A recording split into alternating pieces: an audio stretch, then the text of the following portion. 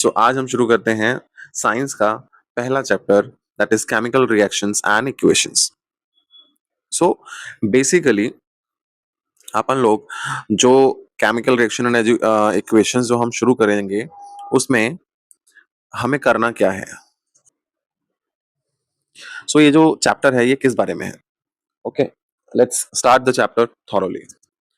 Consider हमने कुछ situations यहाँ ली हैं, ठीक है, जो हमारी डेली लाइफ में होती हैं। ठीक है, क्या क्या हम पूरा दिन में काम करते हैं, उनमें से कई ऐसी सिचुएशंस होती हैं जो सब चैप्टर से रिलेटेड है। सपोज आपने या मम्मा ने या घर के किसी मेंबर ने रात को दूध फ्रिज में नहीं रखा और वो बाहर रखा रह गया गर्मियों में। ठीक है, गर्मियों के सीजन में सपोज जो तवा है या जो पैन है वो बाहर एटमॉस्फेयर में रह गया खुला हुआ और आप कहीं चले गए, ठीक है, घूम छुट्टियों में, या फिर सपोज किसी बंद घर में वो ओपनली पड़ा रहा। सपोज ग्रेप्स जो हैं, अंगूर जो हैं, वो आपने ओपनली छोड़ दिए बाहर फ्रिज के और बहुत दिनों तक वो ऐसे ही रहे। सपोज खाना जो बन रहा है घर में, ठीक है, या फिर हमने जो खाना खाया है वो बॉडी में डाइजेस्टेड जो होता है, या जो हम सांस ले रहे हैं, ये सारी हमारी डेली की दिनचर्याएं होती हैं जिनमें ये घटनाएं घटती हैं।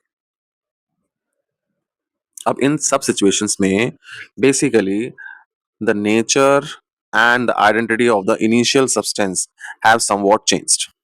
मतलब जो भी सब्सटेंस है उसका नेचर एंड आइडेंटिटी, जो इनिशियल स्टेज पे उसका नेचर था, मतलब वो जिस तरीके का था, और जो उसकी आइडेंटिटी थी जिससे हम उसको पहचान रहे थे, वो दोनों ही बाद में चेंज हो जाती है। ओके, हमने पहले ही पढ़ चुके हैं हम पिछली क्लासेस में कि जो फिजिकल एंड केमिकल चेंजेस होते हैं मैटर के अंदर, वो हम सब पहले ऑलरेडी पढ़ चुके हैं।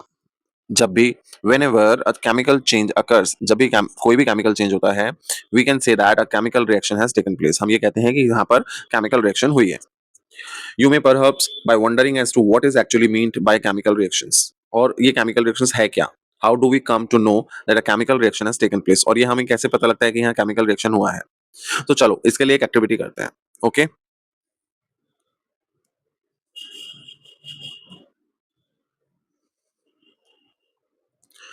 Activity 1.1। This activity needs a teacher's assistance. It would be better if students wear suitable eyeglasses। हम बेसिकली नॉर्मल हम लोगों को एहतियात बरतनी है, जैसे आई ग्लासेस पहनने हैं, टीचर प्रेजेंस होना चाहिए।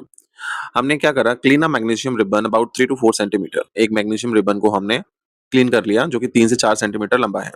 Bye rubbing it with the sand paper के संग इसको रब करके हमने उसको क्लीन कर लिया। Now hold it with a pair of tongs. इससे हमने इसको होल्ड किया, ठीक है, ये रहा रिबन पेपर, ये रहा, इससे हमने इसको होल्ड किया टोंग्स के साथ।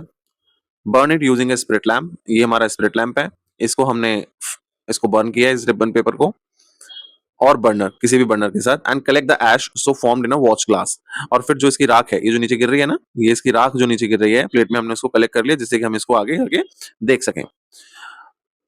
Burn the magnesium ribbon keeping it away as far as possible from the your eyes. और इसको अपने आंखों से जितना दूर रख सको उतना ही दूर रखना। तो आपने क्वेश्चन आता है, आपने क्या ऑब्जर्व किया? सो ये जो एक्सपेरिमेंट है ये basically burning of magnesium ribbon in an air and collection of magnesium. इसको किसी वैक्यूम जगह में नहीं बंद करना है, ओपन एयर में करना है। और साथ में जो राख उसमें से निकल रही है जलने के बाद उसको हमें कलेक्ट करना है, that is a magnesium oxide. ठीक है, उसको हमें कलेक्ट करना है। So what you must have observe that magnesium, जो मैग्नीशियम रिबन था, Burns with a dazzling white flame. उसमें से एक डेजलिंग व्हाइट फ्लेम निकलती है and changes into a white powder. और वो किस में बदल जाता है? व्हाइट पाउडर में। This powder is magnesium oxide. और वो क्या है? मैग्नीशियम ऑक्साइड है। It is formed due to the reaction between magnesium and oxygen present in the air. और वो किस लिए हुआ है? जो ऑक्सीजन प्रेजेंट है एयर में और जो मैग्नीशियम है हमारा, इनके संग जो रिएक्शन हुआ उसकी वजह से वो मैग्नीशियम ऑक्साइड बना हमारा। ठीक है, तो ये हमने एक केमिकल रिएक्शन देखा। नेक्स्ट, अगर हम दूसरा कोई एक्सपेरिमेंट देखते हैं, हमने क्या करा, ये इंपॉर्टेंट है, ध्यान रखना। ठीक है, दिस एक्सपेरिमेंट इज इंपॉर्टेंट। हमने क्या करा, take a lead nitrate solution in a test tube. हमने लेड नाइट्रेट एक सॉल्यूशन ले लिया टेस्ट ट्यूब में, उसके अंदर पोटेशियम आयोडाइड सॉल्यूशन डाला, तो हमें क्या ऑब्जर्व होगा? एंड सिमिलरली हमने कुछ जिंक ग्रैन्युअल्स, ये जो है ना ये इंपॉर्टेंट है, zinc Granules in a conical flask. एक कोनिकल फ्लास्क में हमने जिंक ग्रैनुअल्स ले लिए, ये आपको दिख रहा होगा यहाँ पर, ये रहे जिंक ग्रैनुअल्स, ये ठीक है, test tube and dilute hydrochloric acid, हमने उसमें क्या मिलाया, हाइड्रोक्लोरिक एसिड मिलाया which is the dilute form, और सल्फ्यूरिक एसिड भी कह सकते हैं हम इसको, ओके टू दिस। और यह ध्यान रखना ये एसिड है, so handle with care. Do you observe anything happening around the zinc granules, अब आपने कुछ ऑब्जर्व किया कि जो ग्रैनुअल्स हैं इसके आसपास कुछ हो रहा है। टच द कोनिकल फ्लास्क और test tube, is there any change in the temperature, और जब हम इस कोनिकल फ्लास्क को टच करेंगे क्या टेम्परेचर में कोई चेंज आया। सो ये जो 3 एक्टिविटीज हमने करी है ना, we say that any of the following observations help us to determine whether a chemical reaction has taken place। basically हमने ये ऑब्जर्व किया इन तीनों से कि एक तो change in state, change in colour, evolution of gas and change in temperature. Okay, ये ध्यान रखना जब हम केमिकल रिएक्शन कर रहे हैं ना, तो इस एक्सपेरिमेंट्स का मकसद ही यही है कि change in state 1, colour, evolution of gas and temperature, ये 4 चीजों में डेफिनेटली चेंज है। Okay,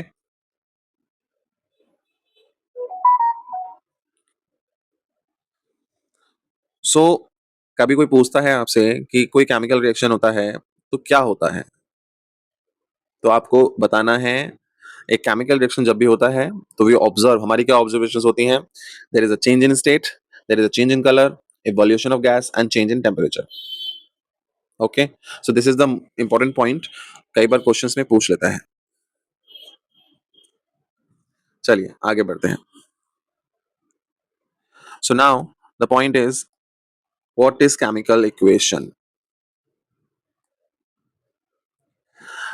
when a magnesium ribbon, जब हमने मैग्नीशियम रिबन को जलाया था ऑक्सीजन के साथ, मतलब प्रेजेंस में, it gets converted into magnesium oxide, ये मैग्नीशियम ऑक्साइड में बदल गया था। This description of a chemical reaction in a sentence form is quite long. अब हम इसको सेंटेंस में बोल रहे हैं तो एक थोड़ा सा लंबा फॉर्म हो जाता है। It can be written in a shorter form, इसको हम शॉर्ट फॉर्म में लिख सकते हैं।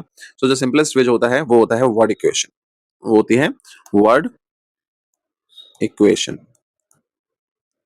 सो वर्ड इक्वेशन क्या है, मैग्नीशियम प्लस ऑक्सीजन, ये क्या है, दोनों रिएक्टेंट है क्योंकि ये आपस में रिएक्ट कर रहे हैं, गिव्स मैग्नीशियम ऑक्साइड, तो ये हमारा क्या बना, प्रोडक्ट बना। तो this side is product and this side is reactant. So आपकी जो जब हम केमिकल्स को रिएक्ट कराते हैं, so that side is called reactant side, and जब हम उससे हमें कुछ प्राप्त होता है तो वो जो हमारी साइड होती है वो होती है product side. These substances that undergo chemical change in the reaction, magnesium and oxygens are the reactants, okay, जो मैंने बताया अभी, and the new substance, जो भी नया substance form हो रहा है, magnesium oxide formed during the reaction is a product. A word equation shows change of reactants to product through an arrow placed between them. The reactants are written on the left hand side and the plus sign between them. Similarly, products are written on the right side with the plus sign between them.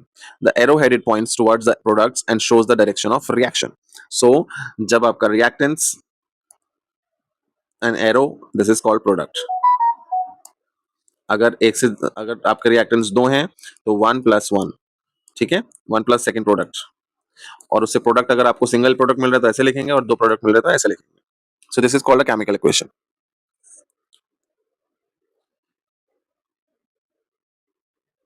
Right a chemical equation. Is there any other shorter way for representing chemical equation, अब इससे भी कोई छोटा तरीका है क्या। Chemical equation can be made more concise, हम इसको और भी ज्यादा छोटा कर सकते हैं, एंड यूजफुल भी बना सकते हैं if you use chemical formula instead of words के अलावा। A chemical equation represents a chemical reaction. If you recall formula of magnesium and oxygen and magnesium oxide, the above word equation can be written as like magnesium, this is oxygen from air and it gives magnesium oxide. Now count and compare the number of atoms. अब देखो magnesium का 1 है और oxygen यहाँ पर 2 हैं. Okay, so the number of atoms of each element on left hand side and right hand side of the arrow, क्या ये बराबर है? मैग्नीशियम इधर एक है लेफ्ट हैंड साइड पे और इधर भी एक है, बट ऑक्सीजन इधर 2 है और इधर एक ही है. So is the number of atoms of each element the same on both the sides? If yes, then the equation is balanced. अगर नंबर दोनों साइड उन एलिमेंट्स की बराबर है तो वो बैलेंस्ड इक्वेशन है, और अगर नहीं है तो वो अनबैलेंस्ड है, because the mass is not the same on both the side of equation. Important point है, अगर बैलेंस नहीं हुआ तो जो मास है एलिमेंट का वो सेम नहीं है, इसका मतलब, और जो कि सेम होना चाहिए. Such chemical equation is skeletal chemical equation for reactions. So this 1.2 is what? Is a skeletal chemical equation for the burning of magnesium in air. Okay. Now, the most important point, basically.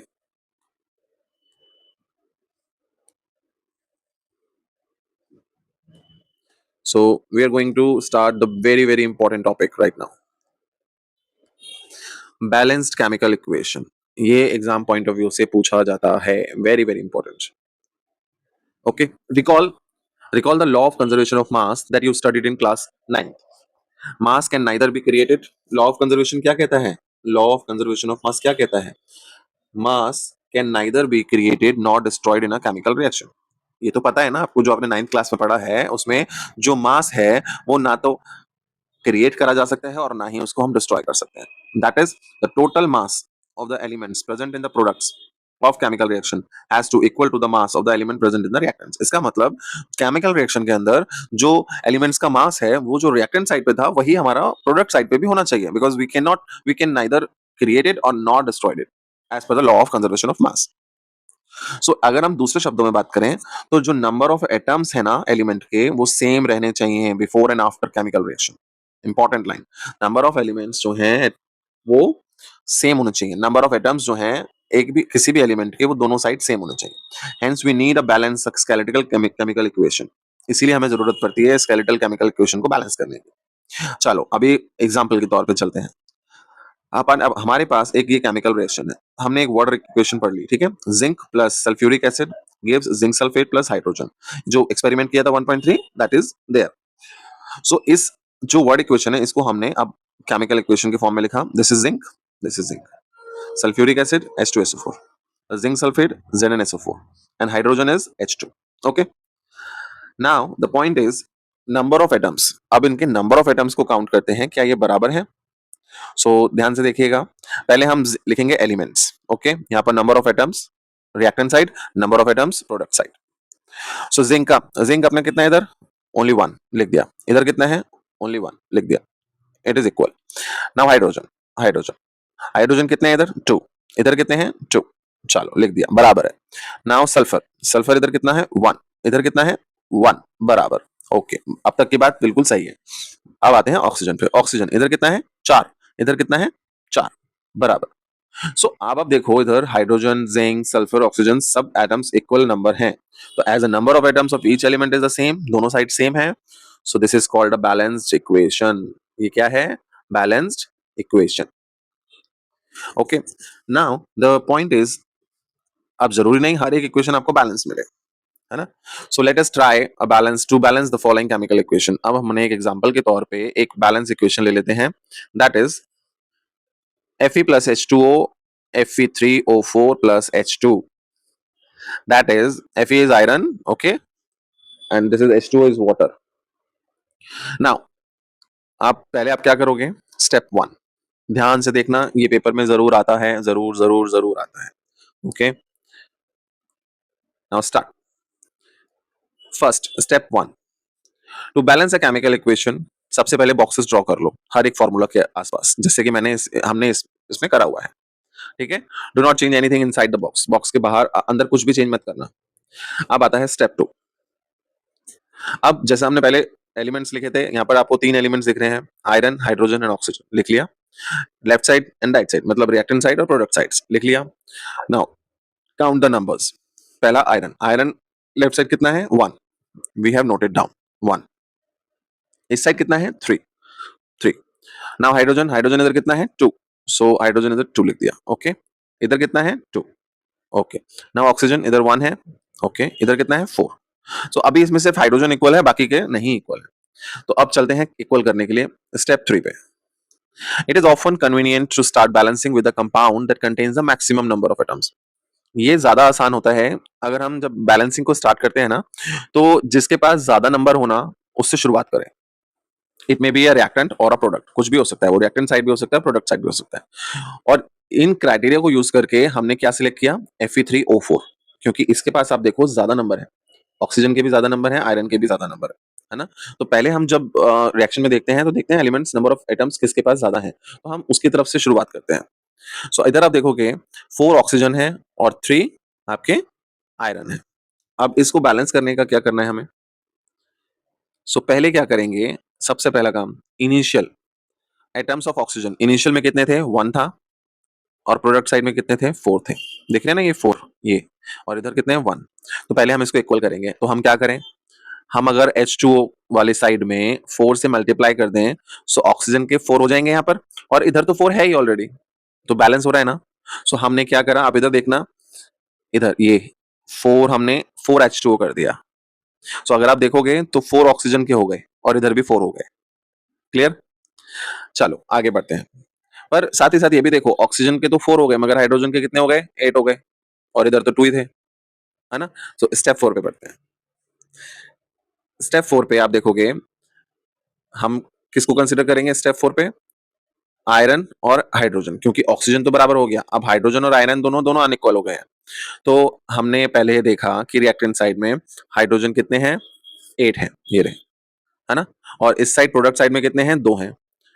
तो अगर मैं suppose इधर 4 से multiply कर दूं product side में, इसको अगर इसको मैं 4 से मल्टीप्लाई कर दूं तो ये 8 हो जाएगा ना। सो मैं इसको ऐसे भी तो लिख सकता हूं ना, 2H2 4H2 लिख सकता हूं, इसको ऐसे लिख सकता हूं ना, 4H2। तो ये कितने हो गए? 8 हो जाएंगे ना। तो इधर भी 8 हो जाएंगे और इधर भी 8 हो जाएंगे। इसलिए मैंने क्या करा, इधर इसको, ये तो हमने कर दिया था पहले ही, और इधर मैंने 4 लगा दिया है। तो अब आप देखोगे 4H2O, तो इधर ऑक्सीजन भी 4 है, इधर भी 4 है, इधर हाइड्रोजन 8 है, इधर भी 8 है। अब बात कहानी आती है Fe की, आयरन की, विच इज वेरी सिंपल, देखने से ही पता लग रहा है कि हमें क्या करना है ना। सो फिफ्थ स्टेप में हमने क्या करा, हमने इधर जो आयरन था उसमें 3 से मल्टीप्लाई कर दिया। तो अगर मैं यहाँ पर 3 से मल्टीप्लाई करता हूँ, सो ये हो जाता है 3Fe, और 4H2 हम ऑलरेडी बैलेंस कर चुके हैं, ये रहा, और Fe3। तो इधर आयरन के भी 3 हैं, इधर भी 3 हैं, इधर हाइड्रोजन के 8 हैं, इधर भी 8 हैं, और इधर ऑक्सीजन के 4 हैं, तो इधर भी 4 हैं। So this is called the balance equation. अभी ये इक्वेशन बैलेंस हुई। Is it clear to you? Okay. So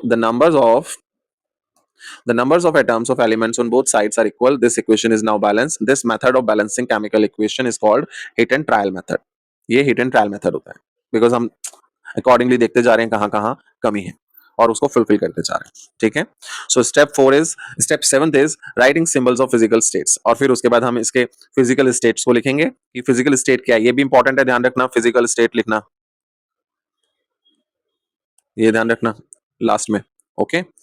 so writing symbols of physical state, ये ध्यान रखना है, आपको प्रॉपरली लिखना है। जैसे कि आयरन जो था यहाँ पर सॉलिड है, तो सॉलिड लिखा, ये हमारा गैस है, गैस की फॉर्म में, ये हमारा सॉलिड बना यहाँ पर सॉलिड की फॉर्म में, और ये हमारा गैस है तो गैस की फॉर्म में।